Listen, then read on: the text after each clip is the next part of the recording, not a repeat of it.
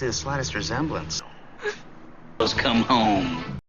Movie की शुरुआत एक टीनेजर बच्चे से होती है जिसका नाम हल लॉर्डसन है, जो अपने डैड के पास खड़ा है और उसके डैड अपनी लाइफ की आखिरी पल जी रहे हैं। अपनी लाइफ के बचे आखिरी पल में उसके डैड उसकी माँ से शादी करना अपनी बहुत बड़ी गलती मानते हैं और इसके साथ वो अपने बेटे को कभी प्यार में न पड़ने और हमेशा सुंदर और हॉट लड़कियों को चूज करने के लिए बोलता है। हल अब बड़ा और जवान हो गया है और उसके डैड के बोले लास्ट वर्ड्स का उसकी लाइफ पर बहुत बड़ा इफेक्ट पड़ता है। अब वो एक छोटी सोच वाला आदमी बन गया है। वो लड़कियों की बॉडीज और उनके लुक से इतना ज्यादा इन्फ्लुएंस हो जाता है कि वो कभी किसी लड़की की असली सुंदरता को कभी देख ही नहीं पाता। अभी वो रेगुलर 9 से 5 की जॉब करता है, पर उसके दिन का मेन काम सिर्फ एक ही है, क्लब में जाकर रोज नई और अलग अलग लड़कियों को पाना। और इन सब में उसका साथ देने वाला उसका एक फ्रेंड मोरिको है, जिसकी सोच हल की तरह बहुत छोटी है और वो भी लड़कियों की आउटर बॉडी से इन्फ्लुएंस्ड है। वो बिलो एवरेज रेपुटेशन का बंदा है जिसने रिसेंटली अपनी गर्लफ्रेंड को पैरों की उंगलियों की अजीब शेप होने की वजह से ब्रेकअप कर दिया। वो दोनों क्लब में बैठ के लड़कियों के बारे में ऐसी बातें करते रहते हैं और तभी हल बोलता है कि उसने अपने एक हॉट नेबर जिसका नाम जिल है उसको डेट करना शुरू कर दिया है।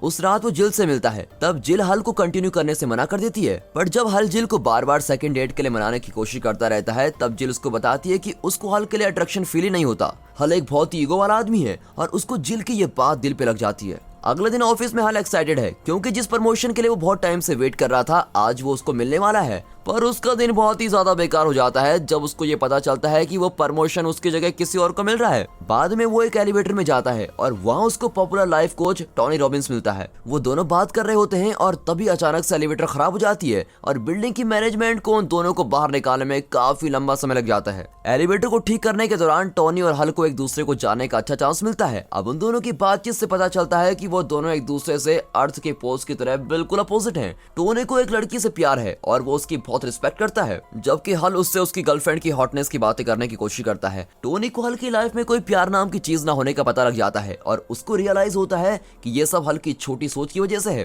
टोनी एक लाइफ कोच होने की वजह से हल को एक छोटी सी एडवाइस देता है और बोलता है कि उसको किसी इंसान को डेट उस इंसान की इनर ब्यूटी के लिए करना चाहिए। हल उसकी एडवाइस को ऐसे ले लेता है और इस वजह से टोनी हल के ऊपर अपनी हिप्नोसिस टेक्निक यूज करता है, लेकिन हल को इस बारे में कुछ पता नहीं चलता और एवरेज लुक्स वाली लड़कियां भी उसको हॉट और अट्रैक्टिव दिखने लगती है। अब अपने ऑफिस के बाहर उसको एक लड़की मिलती है जो उसको अट्रैक्टिवनेस में 10 में से 10 लगती है। वो दोनों एक टैक्सी को साथ में रोकते हैं और राइड को शेयर करने का डिसाइड करते हैं। पूरे सफर के दौरान हल उस लड़की के साथ फ्लर्ट करता है और उसके खूबसूरती की तारीफ करता है। जब वो राइड के बाद अलग होने वाले होते हैं तो हल उस लड़की का नंबर मांगता है, जिससे वो लड़की थोड़ी सरप्राइज हो जाती है। वो लड़की अपना नाम कैटरीना बताती है और हल के जाने से पहले वो अपना नंबर एक्सचेंज कर लेते हैं। फिर हल हमेशा की तरह मोरिको से क्लब में मिलता है और वो बताता है कि आज कैसे उसको एक हॉट लड़की का नंबर मिला। अब कुछ समय बाद मोरिको वॉशरूम से वापस आता है और उसको कुछ अजीब लगता है। हल 2 लड़कियों के साथ डांस कर रहा होता है, पर वो लड़कियां मोरिको को हल की टाइप की नहीं लगती, पर एक्चुअल में वो दोनों एवरेज सी दिखने वाली लड़कियां हल को काफी अट्रैक्टिव लगती हैं। टोनी के हिप्नोसिस ने हल का लोगों को देखने का नजरिया बिल्कुल बदल दिया है। अब मोरिको हैरान है और अपने दोस्त को उन लड़कियों से दूर ले जाना चाहता है जिन्होंने हल पे शायद कोई जादू कर दिया,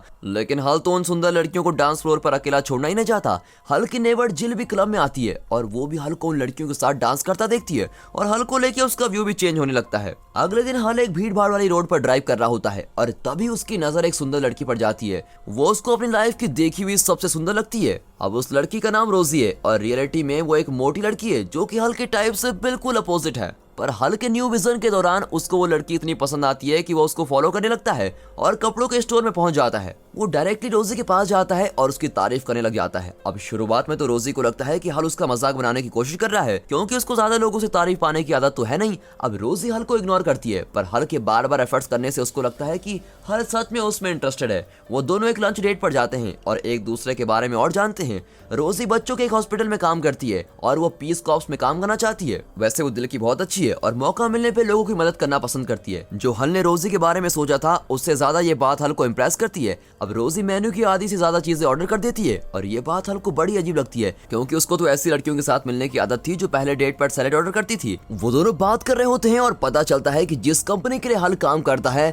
रोजी उसी कंपनी के प्रेसिडेंट की बेटी है। जिस सीट पर रोजी बैठी होती है वो अचानक से टूट जाती है और रोजी नीचे फ्लोर पर गिर जाती है और हल को लगता है कि रोजी के वेट की वजह से कुर्सी टूटी है। फिर हल वहाँ के मैनेजर पर चीप क्वालिटी की कुर्सी यूज करने के लिए चिल्लाता रहता है। डेट के बाद वो दोनों अलग होने वाले होते हैं और तभी हल रोजी से सेकंड डेट के लिए पूछता है और इस प्रपोजल से रोजी खुशी से रोने वाली होती है। अगले डेट पर हल रोजी को मार्कियो से मिलवाता है मार्क्यू कंफ्यूज हो जाता है कि हल जैसा एक आदमी ऐसी लड़की को कैसे डेट कर सकता है। जब रोजी आसपास नहीं होती तब मार्क्यू उसको गिरना बुलाता है और अपने दोस्त को वापस होश में आने को बोलता है, लेकिन हल रोजी से इतना अट्रैक्ट हो गया है कि वो अपने दोस्त को इग्नोर कर देता है। अब रोजी हल को उन बीमार बच्चों से मिलवाने के लिए अपने साथ हॉस्पिटल लेके जाती है, जिनको वो वहाँ देख रेख करती है। वो बच्चे हल को बहुत प्यार से वेलकम करते हैं और उसको पसंद भी करते हैं। ऐसे बच्चे जो अपने छोटी सी एज में बहुत मुश्किलों से निकले हैं, उन बच्चों से मिलकर हल को एक अलग ही सेटिस्फेक्शन फील होता है जो उसको आज तक कभी एक्सपीरियंस नहीं हुआ। अब एक कैंडेस नाम की छोटी लड़की पर उसका ध्यान जाता है।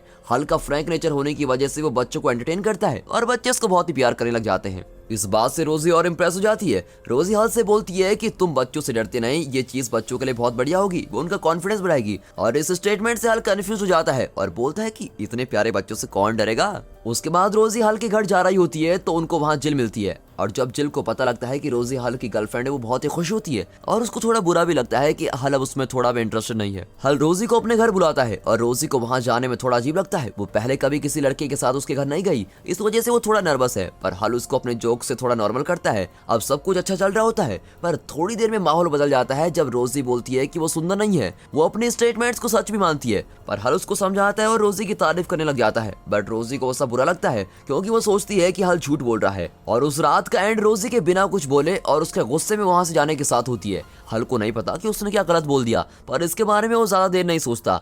अगली सुबह रोजी उसके घर आती है और एक कॉम्प्लीमेंट के ऊपर ओवर एक्ट करने के लिए माफी मांगती है। आगे दिखाते हैं कि वो काफी डेट्स पर जाते हैं और एक दूसरे को और अच्छे से जानते हैं और वक्त के गुजरने के साथ उनको प्यार भी हो जाता है। फिर एक दिन दोनों रोजी के पेरेंट्स के घर डिनर के लिए जाते हैं। जैसा कि रोजी के डैड स्टीव हल के बॉस हैं, हल आज थोड़ा नर्वस दिखाई देता है। तब वहाँ एक ऑकवर्ड मोमेंट आता है जब हल बोलता है कि रोजी को उसका फिगर उसकी मॉम से मिला है, लेकिन इसके अलावा बाकी सभी चीजें और डिनर बहुत अच्छे से निकलता है। जब हल और स्टीव अकेले में होते हैं, स्टीव बोलता है कि हल उसकी बेटी को डेट अपने करियर में आगे बढ़ने के लिए कर रहा है। जवाब में हल स्टीव को एक बेकार डेट बताते हुए बोलता है कि ये सब बोलकर वो अपनी बेटी को बुरा फील करवा रहा है कि जैसे कि उसको कोई प्यार ही नहीं करता।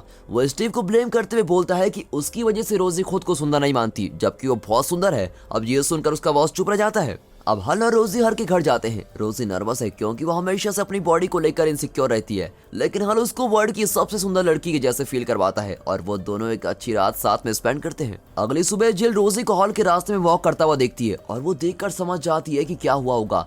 हल का एक अगली लड़की के प्यार में पड़ना जिल के ईगो को हर्ट करता है और वो हल को अप्रोच करना शुरू कर देती है। वो हल को एक वाइन की बोतल गिफ्ट करते हुए रात को साथ में वीडियो गेम्स खेलने के लिए पूछती है, पर हल उसके ऑफर को मना करके उसको सरप्राइज कर देता है। अब अगले दिन हल ऑफिस में अपने प्रेजेंटेशन के साथ सभी को इम्प्रेस करता है। हल की क्रिएटिविटी और पर्सनालिटी से इम्प्रेस होकर स्टीव हल को उसके रिसेंट बॉस से भी हायर पोजीशन के लिए प्रमोट कर देता है। एक दिन हल और रोजी हल के फ्रेंड वॉल्ट और उसकी गर्लफ्रेंड ताने के साथ डबल डेट पर जाते हैं। डेट के दौरान वो दोनों राल्फ से मिलते हैं, जो कि रोजी का एक्स बॉयफ्रेंड है और पीस कॉर्प्स का मेंबर है। राल्फ और रोजी थोड़ी देर बातें करते हैं, पर उसमें ही राल्फ को रोजी बहुत खुश दिखाई देती है। अब इस सब के दौरान मोरक्यू एक्सेप्ट नहीं कर पाता कि उसका दोस्त कैसे इतनी मोटी लड़की से प्यार कर सकता है। वो किसी भी तरह टोनी रॉबिन्स को ढूंढ लेता है और उससे पूछता है कि टोनी ने उसके दोस्त के साथ क्या किया है। अब शुरू में टोनी उसके सवाल का जवाब नहीं देता, लेकिन जब मोरक्यू उससे जबरदस्ती करता है, फिर टोनी मान लेता है कि उसने हल को लड़कियों की इनर ब्यूटी देखने के लिए हिप्नोटाइज किया है। वो ये भी बताता है कि इस हिप्नोसिस की स्टेट को खत्म करने के लिए मोरक्यू को हल से बस एक ट्रिगर स्पेल शैलो हल वांट्स अ गर्ल बोलना पड़ेगा। दूसरी तरफ रोजी हल को बताती है कि उसके एक्स बॉयफ्रेंड राल्फ ने उसको 14 महीनों के एक लंबे पीस कॉर्प्स मिशन के लिए किरबाती में आने के लिए इनवाइट किया है। हालांकि रोजी अच्छे के लिए वहां जाएगी, पर हल ये बात सुन के बड़ा दुखी होता है और गुस्सा करता है क्योंकि उसको लगता है कि रोजी वापस राल्फ के पास जाना चाहती है। सडनली रोजी के वेट से एक और चेयर टूट जाती है। अब हल उसकी हेल्प करने के बाद मैनेजर से चीप सर्विस प्रोवाइड करने की कंप्लेंट करता है। जिस समय हल रोजी से दूर होता है, उसको मोरक्यू की कॉल आती है और वो उसी ट्रिगर स्पेल का यूज करता है, लेकिन जो अब तक हुआ उसके बारे में बताने का उसको मौका नहीं मिलता। अब उस स्पेल की वजह से हल नॉर्मल हो जाता है। इन सब के बारे में ना पता होने की वजह से वो नोटिस करता है कि रियल रोजी वहाँ सीट पर बैठी है और वो कंफ्यूजन में रोजी की तरफ देख रहा है। उसके कुछ पता लगने से पहले ही मोरक्यू जल्दी से वहाँ जाता है और उसको जो हुआ वो सब बता देता है। शुरू में तो उसको लगता है कि उसका फ्रेंड उससे जेलस है और मजाक कर रहा है, लेकिन तभी उसको कैटरीना मिलती है। अब हिप्नोटाइज होने के बाद हल को मिलने वाली पहली लड़की कैटरीना ही है। कैटरीना का फेस कंफर्म कर देता है कि हल हिप्नोटाइज होने की वजह से जब भी वो रोजी के साथ होता है, उसका माइंड राइट स्टेट में नहीं होता। फिर हल पैनिक होकर अपनी गर्लफ्रेंड को बिना कुछ बताए घर आ जाता है। वो अब वापस उसे हिप्नोटाइज स्टेट में जाना चाहता है क्योंकि वो रोजी को प्यार करता है और साथ ही वो अपनी फीलिंग्स भी चेंज नहीं करना चाहता। अगले कुछ दिन वो रोजी से मिलना अवॉइड कर देता है और साथ ही टोनी से मिलने की कोशिश कर रहा है ताकि वो वापस उस हिप्नोटिक स्टेट में जा सके। मान लीजिए हल की जगह अगर आप इस सिचुएशन में होते तो रोजी की तरफ आपका क्या अप्रोच रहता? क्या आप भी हल की तरह पैनिक हो जाते? कमेंट सेक्शन में जरूर बताएं। कुछ दिन बाद जिल हल को एक रेस्टोरेंट में डिनर के लिए इनवाइट करती है। अभी उसके साथ होने वाले सभी इवेंट्स के बाद हल जिल के साथ जाने में कोई ज्यादा इंटरेस्टेड नहीं है, पर जिल हल से इतना इंसिस्ट करती है कि वो मना नहीं कर पाता। अब आखिरकार हल मान जाता है और दोनों डिनर के लिए बाहर निकलते हैं। फिर जिल उसको बताती है कि हल के अच्छे चेंजेस की वजह से वो उससे इम्प्रेस्ड है। जिल हल को डेट करने में इंटरेस्टेड है, पर हल का माइंड बस एक ही पर्सन के बारे में सोच रहा है। अब जिल के अप्रोच करने की वजह से हल को रियलाइज होता है कि वो सच में रोजी से प्यार करता है। पर तभी रोजी और उसकी फैमिली उसी रेस्टोरेंट में आ जाती है।